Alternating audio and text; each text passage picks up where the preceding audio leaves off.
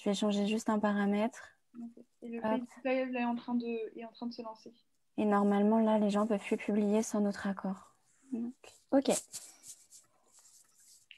elle est en train de se lancer.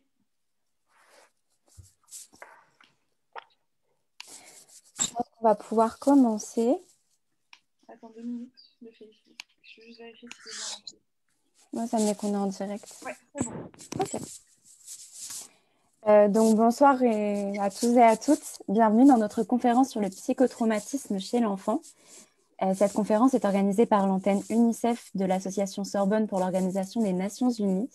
Elle devait être organisée l'année dernière par l'ancienne responsable de l'antenne, Lucie Pénineau. Mais la pandémie nous l'a fait reporter en ce mois de février. Nous sommes donc très heureux et heureuses de pouvoir vous la présenter enfin ce soir et nous la remercions pour cette idée. Je vous prierai dans un premier temps de tous et toutes couper vos micros sur le Zoom. Les membres actifs et actives sont à votre disposition pour répondre à toutes vos questions logistiques, que ce soit dans le chat du Zoom ou sur les commentaires du Facebook Live.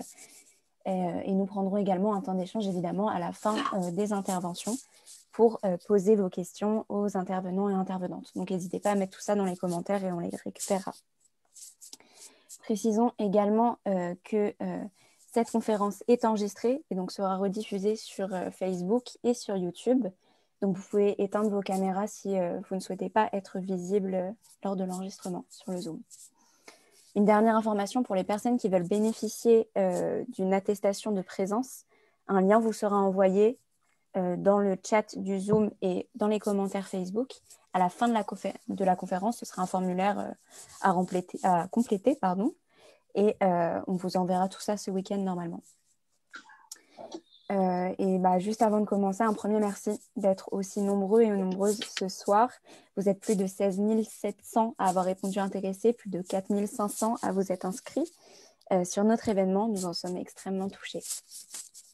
J'en parlerai un peu plus à la fin, mais l'association Sorbonne pour l'Organisation des Nations Unies, une association étudiante de la Sorbonne qui vise à promouvoir et défendre les valeurs onusiennes au sein de la Sorbonne. Donc, nous avons 6 antennes et 4 pôles, et avec cela, nous essayons de défendre un panel de valeurs et d'activités.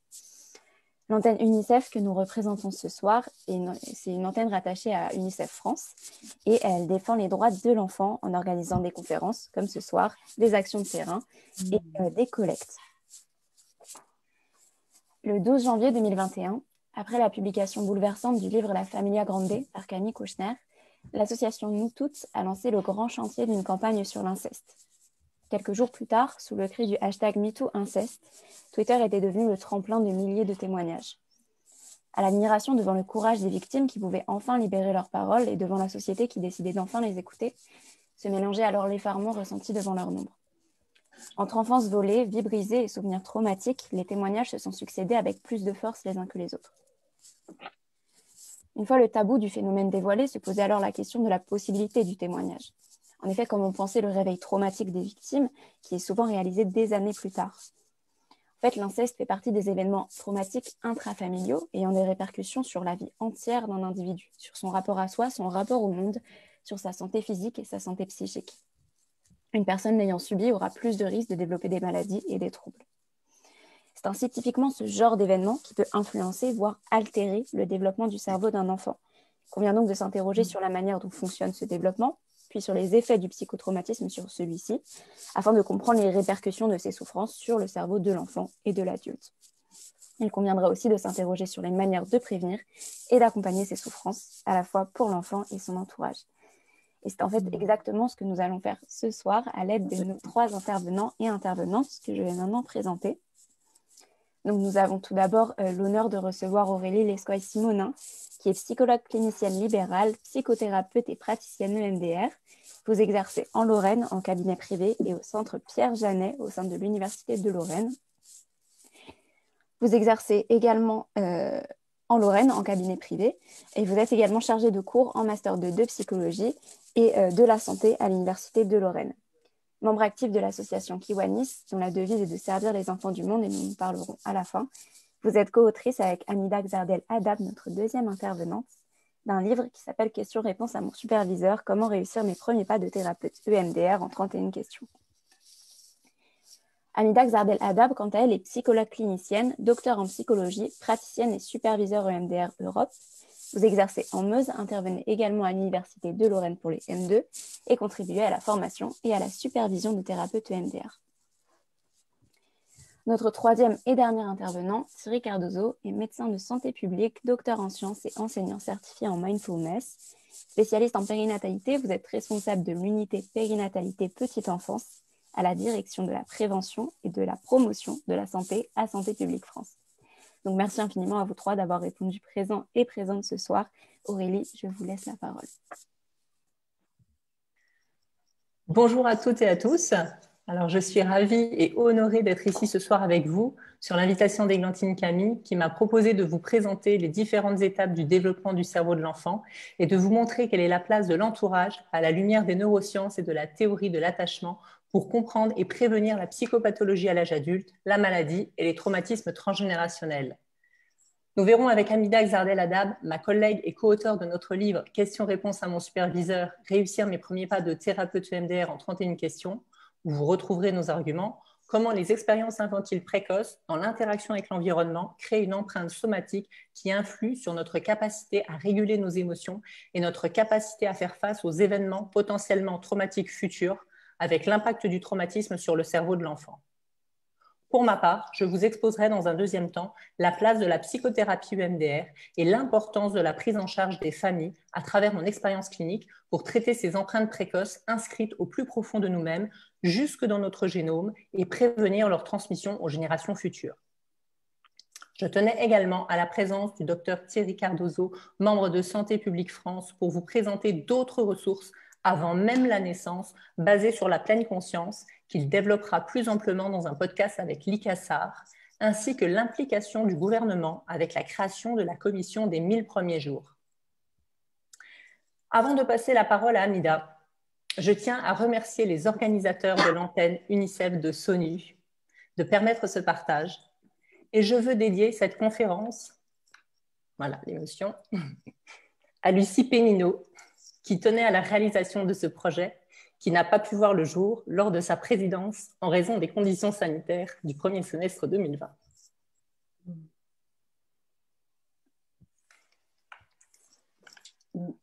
Bien, je sens qu'il faut... Je prends le relais alors, Aurélie. C'est à toi.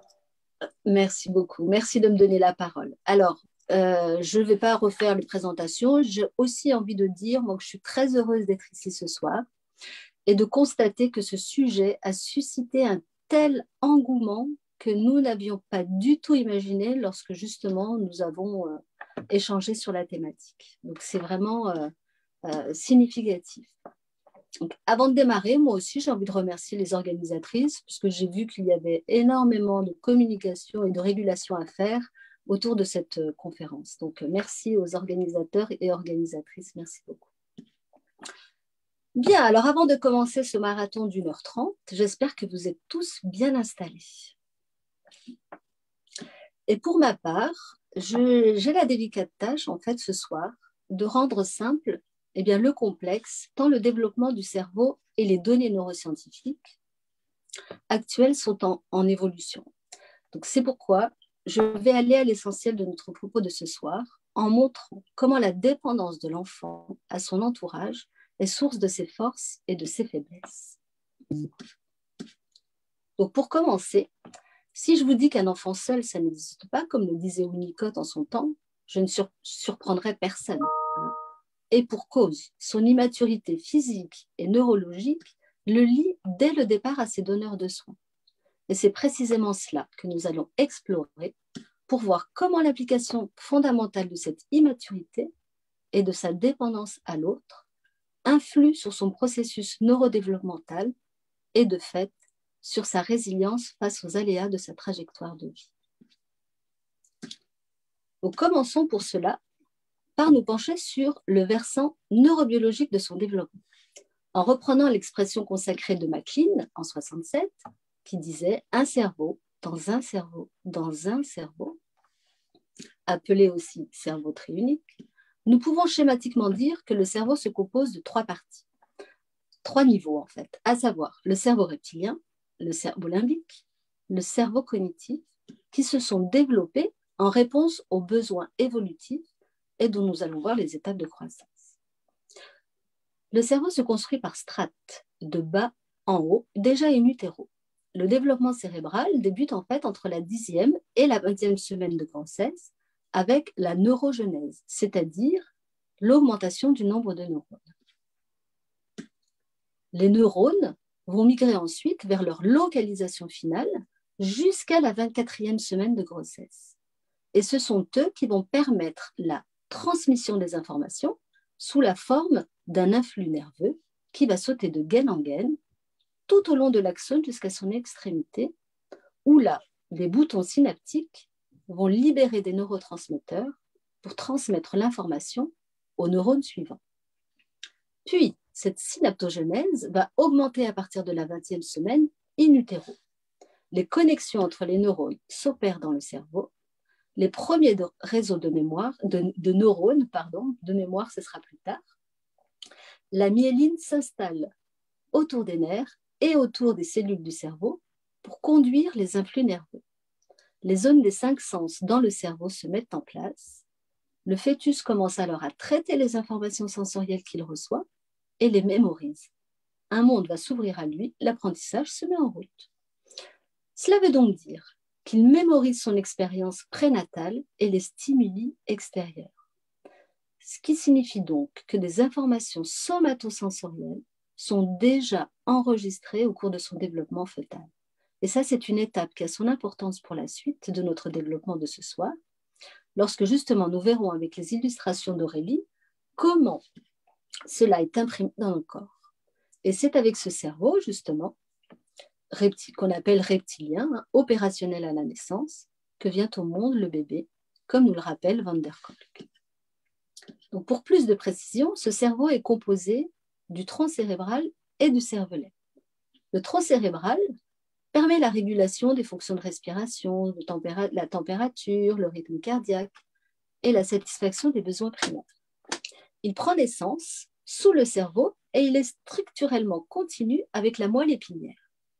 Il est relié au cervelet, qui est situé à l'arrière, et celui-ci est impliqué dans le contrôle de la motricité, qui est sollicité par ce qu'on appelle la mémoire procédurale, qui est en fait une mémoire implicite, et c'est important, non déclarative, qu'on utilise dans l'acquisition de nos savoir-faire, faire du hulot par exemple, sans y penser. En fait, ce cerveau reptilien, est chargé de tout ce que peuvent faire les nouveau-nés. Donc, respirer, boire, manger, dormir, se réveiller, sentir la température, la douleur, la faim, l'humidité et éliminer les toxines par les selles et les urines, comme nous le dit aussi Van der Kolk. Avec l'hypothalamus, il contrôle le fonctionnement du corps, donc le cœur, le poumon, le système endocrinien et immunitaire, pour en assurer l'équilibre. Il est en fait extrêmement réactif à la menace et il est très, très résistant au changement.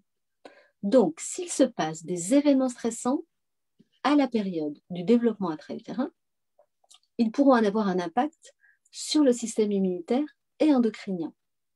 Des études montrent d'ailleurs que des stress importants et répétés durant cette période fœtale ou l'enfance peuvent provoquer des modifications épigénétiques qui vont déréguler les réponses aux événements difficiles. C'est-à-dire, en fait, à nos futures façons de réagir face à des événements stressants. Ce sont les prémices des réponses physiologiques au stress et donc de ce qu'on appelle dans notre jargon de patterns neurobiologiques qui sont créés par les connexions qui vont creuser une autoroute préférentielle de l'information avec les mêmes réponses systématiques que nous aborderons par la suite et en fait dont Aurélie va vous faire le lien avec la clinique. Inversement, bien sûr, un environnement soutenant et stimulant va induire aussi des modifications épigénétiques qui vont activer le potentiel d'apprentissage et donc le développement du cortex frontal dont nous verrons les fonctions plus tard. Il est important de préciser ici que ce cerveau reptilien est aussi la mémoire implicite phylogénétique de l'espèce. C'est l'instinct de survie hérité de nos ancêtres pour nous maintenir en vie comme si nous étions encore en danger de mort face à des prédateurs. Et il est le siège des 3 comportements de défense face à la perception d'un danger par l'amygdale, qui est son centre émotionnel. Ces 3 réponses, ces 3 comportements de défense sont la fuite, la lutte et le figement. Et ce sont précisément ces réactions qui sont en jeu dans le trauma. Juste au-dessus de ce cerveau, à la face interne des hémisphères cérébraux, dans la zone médiane profonde, se loge le cerveau qu'on appelle mammalien, le système limbique ou cerveau émotionnel. Lui, il est composé principalement du thalamus, qui est notre garde de triage des informations, de l'hippocampe, qui est impliqué dans l'apprentissage et le stockage à long terme de nos expériences, et de l'amygdale, qui, elle, va plutôt être impliquée dans les comportements sociaux et les émotions. Tous les êtres vivants qui naissent en groupe et qui nourrissent leurs petits sont dotés de ce cerveau émotionnel. Il ne se développe en revanche qu'à partir de la naissance, dans les 6 premières années de la vie et dans le lien au donneur de soins. Il va évoluer donc suivant la manière dont il va être stimulé et utilisé, et ça c'est vraiment important. Il se forme en réaction à l'expérience et en lien avec la constitution génétique et innée, à tel point que si toutes les conditions que nous verrons sont réunies, la taille du cerveau va augmenter de façon significative pendant les 2 premières années de la vie.